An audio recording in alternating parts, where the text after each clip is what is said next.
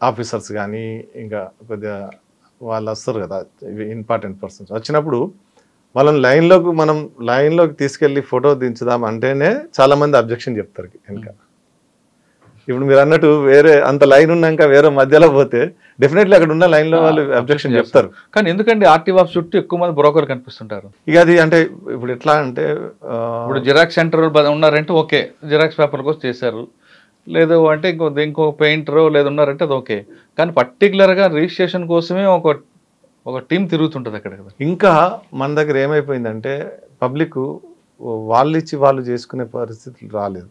ఎంత చదువుకున్నా కూడా వాళ్ళు ఆన్లైన్లో బుక్ చేసుకోవడం, ఎవరినో వాళ్ళని ఆశ్రయిస్తున్నారు. ఇప్పుడు 14 సేవలు అది మొబైల్లో ఇచ్చినాం. మీరు ఇంట్లో కూర్చొని ఎక్కడ ఇంట్లో కూర్చున్నా చేసుకోవచ్చు. లేదంటే మీరు ఏదో పని మీద అమెరికా వెళ్ళిండ్రు, లేకుంటే యూరప్ వెళ్ళిండ్రు, అక్కడికి వెళ్ళి కూడా మీరు ఇంటర్నెట్లో మీరు ఆన్లైన్లో ఫోన్ పెట్టుకొని యాప్లో మీ లైసెన్స్ రెన్యువల్ చేసుకోవచ్చు. మీ లర్నింగ్ లైసెన్స్ ఎక్స్పైర్డ్ అయితే దాన్ని చేసుకోవచ్చు. ఇవన్నీ కూడా చేసుకోవచ్చు. కానీ అయినా కూడా ఏం చేస్తున్నారు వీళ్ళు, ఎవరు సహాయం కోరుతున్నారు. ఎప్పుడైతే ఇండివిజువల్ మనం మారుతాడో అప్పుడే మనం ఇవన్నీ వ్యవస్థను చక్కగా చేయొచ్చు. అంతేగాని అవసరం కాబట్టి వాళ్ళు కూడా ఉన్నారు. ఇప్పుడు మీ అవసరం ఉండి నా దగ్గరికి వచ్చారు, I will take my own advantage. నేను 4 రూపాయలు సంపాదించిన అడ్వాంటేజ్ తీసుకుంటా. అట్లా మీరు ఆన్లైన్లో చేసుకున్నారు అనుకోండి, ఇప్పుడు మెల్లిమెల్లిగా అలవాటు చేసుకుంటున్నారు. మేము పత్రికలలో ఇస్తున్నాం, ఇంటర్నెట్లో పెడుతున్నాం, ట్విట్టర్లో పెడుతున్నాం. ఈ సర్వీసెస్ మీరు ఆన్లైన్లో మీ సేవలో అదే ఫోన్లోనే చేసుకోవచ్చు. మీ సేవలో సర్వీసెస్ ఇప్పుడు నాకు ఏం తెలియదు, నేను మీ సేవకి వెళ్ళి అప్లికేషన్ ఫిలప్ చేయమంటే చేస్తాడు ఆయన మీ సేవ అని. అయితే అన్ఫార్చునేట్లీ ఏంటంటే మీరు అన్నట్టు మా ఆఫీస్లో ముందు కొన్ని వాళ్ళే ఉండి వాళ్ళని ట్రాప్ చేయడం, అంటే వచ్చిండు కదా మేము చేపిస్తా, నేను చేస్తే తొందర అట్లా ఏం కాదు. మీరు అక్కడ టైము అంత కావాల్సిందే. అక్కడికి వెళ్ళిన తర్వాత అప్లికేషన్ సబ్మిట్ చేయడం, ఫోటో దిగడము, సంతకం చేయడము, దాని తర్వాత మళ్ళీ వెళ్ళి టెస్ట్ చేయడము, లేకపోతే వెహికల్ ఇన్స్పెక్షన్, ఇవన్నీ కూడా ప్రాసెస్ అవుతూనే ఉంటాయి. సార్ ఇప్పుడు 2 వీలర్ కానీ 4 వీలర్ కొన్నాం అనుకోండి, ఆ కొన్న వ్యక్తికి కానీ లైసెన్స్ లేకుండా బండి అమ్మేస్తారా? లైసెన్స్ ఉండాల్సిన అవసరం లేదు. ఏదైనా వెహికల్ మనం కొనుక్కునేది ఉంటే లైసెన్స్ ఉండాల్సిన అవసరం లేదు, ఇంత ఏజ్ ఉన్న వ్యక్తి ఉండాల్సిన అవసరం లేదు. కాకపోతే మనకు ఆఫీస్కి వచ్చి సంతకం చేసే సంతకం లేక ఆల్రెడీ ఒక బండి ఉంది అనుకోండి, ఇంకో బండి కొనాలంటే ఇంకో బండి ఉండి మనం ఇంకో ఎక్స్ట్రా బండి ఉంటే సెకండ్ వెహికల్ కింద 2% ట్యాక్స్ మనకు ఎక్కువ పడుతుంది. సార్ ఇప్పుడు పాత బండి అమ్మాను, ఆ బండి నా పేరు మీద ఉందనుకోండి, దాన్ని అమ్మే వ్యక్తికి పేరు ట్రాన్స్ఫర్ చేయాలంటే దానికి కూడా ఛార్జ్ ఉంటుందా? ఉంటుంది. ట్రాన్స్ఫర్ ఆఫ్ ఓనర్షిప్ అదే ఇప్పుడు 64 ట్రాన్సాక్షన్స్లో రిజిస్ట్రేషన్ దానిలోకి వెళ్తే ట్రాన్స్ఫర్ ఆఫ్ ఓనర్షిప్ అనేది ఉంటుంది. ట్రాన్స్ఫర్ ఆఫ్ ఓనర్షిప్ అయితే చాలా మంది ఏం చేస్తారంటే మనం అమ్మేస్తాం, మర్చిపోతాం కదా, అమ్మేసి మనం ట్రాన్స్ఫర్ అయిందా లేదా చూసుకోం.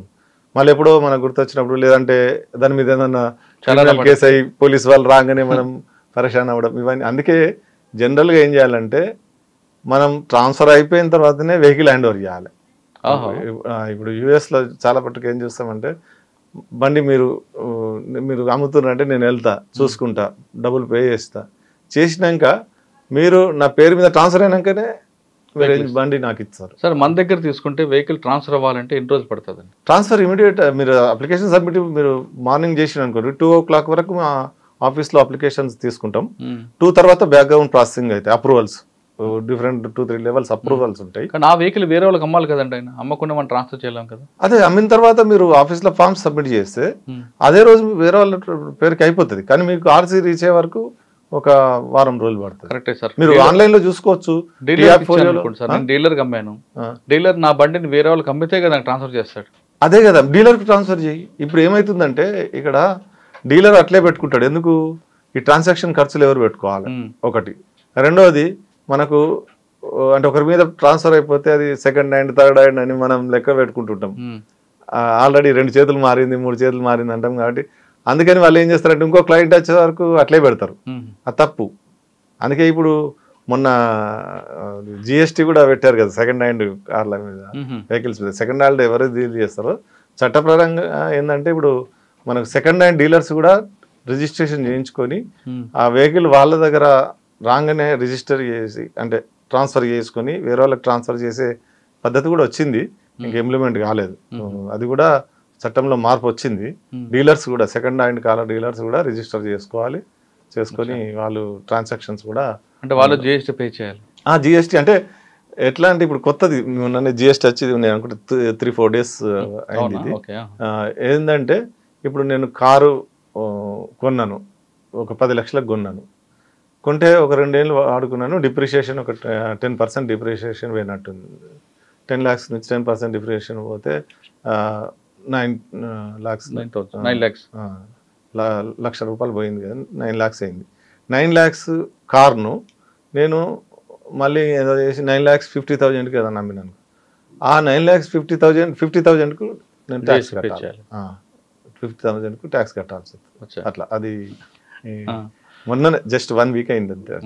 సార్ మీరు వెహికల్స్ ఆటో కూడా తీసుకుందాం, ఆటో కూడా సేమ్ ప్రొసీజర్, రిజిస్ట్రేషన్ ప్రొసీజర్ అన్నిటికీ. అయితే ముఖ్యంగా మనం ఒక పాయింట్ ఇక్కడ మర్చిపోయినాం, ఏంటంటే ఎప్పుడైతే మీరు కొత్త వెహికల్ కొంటారో, కొత్త వెహికల్ కొన్నప్పుడు అక్కడే డీలర్ దగ్గరే మీరు అన్ని ఫీజులు పే చేస్తారు.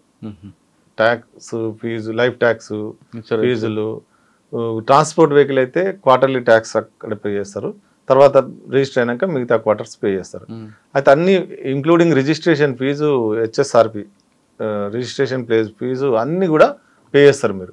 ఇక్కడికి వచ్చి తర్వాత ఏంటంటే ఆ పేపర్లన్నీ తీసుకొని వచ్చి మీరు మళ్ళీ స్లాట్ బుక్ చేసుకోవాలి. ఎప్పుడైతే మీకు ఆఫీస్కి వెళ్ళాలనుకుంటారు రిజిస్ట్రేషన్కు, అదేంటంటే 30 days వ్యాలిడిటీ ఉంటుంది. ఇది టెంపరీ రిజిస్ట్రేషన్ అనేది 30 days వ్యాలిడిటీ ఉంటుంది. కాబట్టి ఆ 30 days తర్వాత మీరు ఏం చేయాలి, 30 days లోపల 30 days లోపల మీరు రిజిస్ట్రేషన్ చేయించుకోవాలి. ఆ రిజిస్ట్రేషన్ చేయించుకోవడానికి మీరు స్లాట్ బుక్ చేసుకొని వస్తే అయిపోతుంది. ఇందులో చాలామంది ఏంటంటే మన ఫ్యాన్సీ నెంబర్ కొరకని వెయిట్ చేస్తుంటారు. ఫ్యాన్సీ నెంబర్ది మళ్ళీ అదొక సిస్టమ్, ఏంటంటే ఆన్లైన్ సిస్టమే. ఎవ్రీడే మనకు 1000 నెంబర్లు అవైలబుల్ ఉంటాయి. ఆ 1000 నెంబర్లు కూడా మీరు వెబ్సైట్కి వెళ్ళి చూసుకుంటే మనకు అక్కడ 1000 నెంబర్లు కనబడతాయి. అంటే వెబ్సైట్కి వెళ్ళిన తర్వాత స్టేటస్ ఆఫ్ రిజిస్ట్రేషన్ నెంబర్స్ అని ఉంటుంది. అందులోకి వెళ్ళిన తర్వాత మన ఆఫీస్, అన్ని ఆఫీసుల పేర్లు ఉంటాయి. ఏ ఆఫీస్ మీద క్లిక్ చేస్తే ఆ ఆఫీస్ ఆ రోజు 1000 నెంబర్లు మనకు కనబడతాయి. అందులో 6 అని ఉంటే ఆల్రెడీ రిజర్వేషన్ అయిపోయినట్టు. 6 లేకుంటే దానికి మనం ఏం చేయాలంటే 8 o'clock నుంచి 1 o'clock వరకు ఈ బిడ్డింగ్ సిస్టమ్ ఉన్నది, అది వేరే లింక్. మళ్ళీ ఇదే అన్ని రైట్ సైడ్కి ఉంటాయి లింక్స్. ఆ రిజర్వేషన్ ఈ బిడ్డింగ్లోకి వెళ్ళి అంత మొత్తం కూడా అక్కడ ప్రొసీజర్ ఉంటుంది, మనకు మాన్యువల్ ఉంటుంది, చదువుకొని దాని ప్రకారం అక్కడ క్లిక్ చేసి మనం మన టీఆర్ నెంబర్ వేసి ఏ నెంబర్కి అయితే మనం పార్టిసిపేట్ కావాలనుకుంటున్నామో 8 to 1 మనం మినిమం అమౌంట్ పే చేయాలి. మినిమం అమౌంట్ అంటే కొన్నిటికి 50,000 ఉంది, 99999 ఫ్యాన్సీ నెంబర్, కొన్ని 30,000, కొన్ని 20,000, కొన్ని 10,000. ఏ నెంబర్ లేని దానికైతే 5,000 ఏమో కారుకు, 2,000 మోటార్ సైకిల్కు. అదేం చేయాలంటే మనం పే చేయాలి ఫస్ట్ 1 లోపల. 1 లోపల పే చేసిన తర్వాత 2 o'clock మనకు మెసేజ్ వస్తుంది. ఏంటంటే ఒకరుంటే అలాట్ అయిపోతుంది. ఒకరికంటే ఎక్కువ ఉంటే మనకు అప్పుడు మీకంటే ఇంకా 4 పార్టిసిపెంట్స్ ఉన్నారు, 5 పార్టిసిపెంట్స్ ఉన్నారు, మీరు బిడ్డింగ్లో పాల్గొనండి అని వస్తుంది. అది 2 to 4 months ఓకే, 2 నుంచి 4 వరకే ఆ టైం ఉంటుంది. ఈ 2 to 4 మధ్యలో కంపల్సరీ వేయాలి మనం, లేకుంటే ఫస్ట్ వేసిన పైసలు మనకు తిరిగి రావు. అది కూడా ఎంత, మినిమం 10,000 నెంబర్ ఉందనుకోండి 10,000 వేయాలి. 20,000 నెంబర్ ఉంటే మినిమం 20,000 పైన వేయాలి. 20,000 కంటే తక్కువ వేస్తే మీరు తక్కువ వేసింది ప్లస్ ముందు వేసింది 2 పోతాయి. ఫస్ట్ కట్టిన 20,000 పోతాయి, తర్వాత 18,000 19,000 కట్టింది అనుకోండి.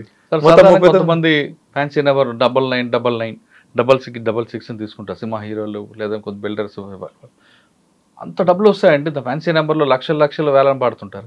ఈ మధ్యలో చాలా మంది కూడా అదే కాదు, కొన్ని నెంబర్లు చెప్తే ఆశ్చర్యపోతారు. 1269 టోటల్ 9 వస్తుంది. మొన్న మా దగ్గర 20,000 ఏమో పోయింది. అట్లా అంటే ఆ నెంబర్ కొరకు ఒకరోజు ఎంతమంది వస్తారో దాన్ని బట్టి వాళ్ళ ఇంట్రెస్ట్. జూనియర్ ఎన్టీఆర్ ఎక్కువగా ఫ్యాన్సీ నెంబర్ మీద ఉంటారట కదండి. చాలా మంది ఉంటారు, అంటే ఎవరెవరు సెలబ్రిటీస్ అంతా కూడా. మీ సర్వీస్లో ఎక్కువగా డబ్బులు పట్టి వేలం పాటలో పాడిన వాళ్ళు ఎవరు ఫ్యాన్సీ నెంబర్లో? అంటే నేను ఆఫీస్లో, ఖైరతాబాద్ ఆఫీస్లో వస్తారు వీళ్ళంతా, నేను ఆఫీస్లో చేయలేదు ఇప్పుడు. కానీ ఎప్పుడు చూసిన పేపర్లో జూనియర్ ఎన్టీఆర్, నాగార్జున ఇద్దరు కనపడుతుంటారు కదా. చాలా మంది వాళ్ళు ఉంటారు, మన ఇండస్ట్రియలిస్టులు. సరే, ఆ ఫ్యాన్సీ నెంబర్లో అయిపోయిందండి, నెంబర్లో అయింది.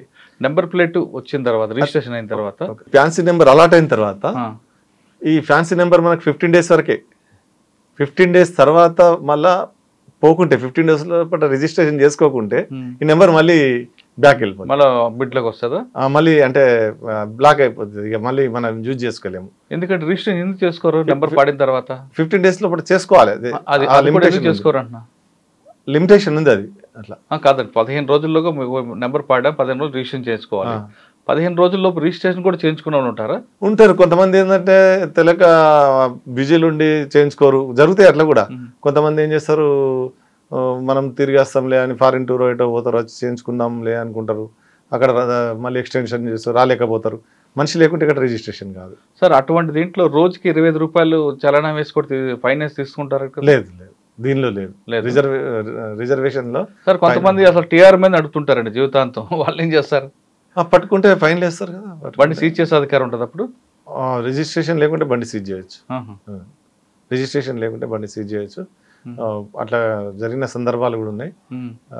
ఎంత ఫైన్ ఎంత పడుతుంది? బండి టీఆర్ తో నడుపుతుంటాడు జీవితాంతం, అది 1000-2000 కంటే ఎక్కువ ఉండేది. అంటే బండి సీజ్ చేసే అధికారం లేదు. సీజ్ చేస్తాం కూడా, అంటే వితౌట్ డాక్యుమెంట్స్ ఫస్ట్ బండి సీజ్ అయిపోయింది. కొంతమంది 5 సంవత్సరాలు 6 సంవత్సరాలు టీఆర్ 207 కింద without documents, motor vehicle act section 207 కింద ఏదైతే డాక్యుమెంట్స్ చూపించాడో, రిజిస్ట్రేషన్ కానీ పర్మిట్ కానీ లేకుంటే బండి సీజ్ చేసే అధికారం అధికారులకు ఉంది, రవాణా శాఖ అధికారులకు కానీ పోలీస్ అధికారులకు. ఓకే, అది కూడా ఉందా? ఉంది. 15 రోజుల లోపల మళ్ళీ స్లాట్ బుక్ చేసుకుని రిజిస్ట్రేషన్కి రావాలి, బండి తీసుకొని రావాలి. బండి చూపించిన తర్వాతనే అక్కడ ఉన్న ఇన్స్పెక్టర్ డాక్యుమెంట్స్ ప్రకారం, మా సిస్టమ్ ప్రకారం ఇంజన్ నెంబర్, చార్జెస్ నెంబర్ ఉన్నాయా లేదా చెక్ చేసి, ఇంకేమైనా ఎక్స్ట్రా ఫిట్టింగ్స్ ఉంటే చేయరు, బంపర్లు అవి ఇవి ఫిట్ చేసుకొని వస్తారు.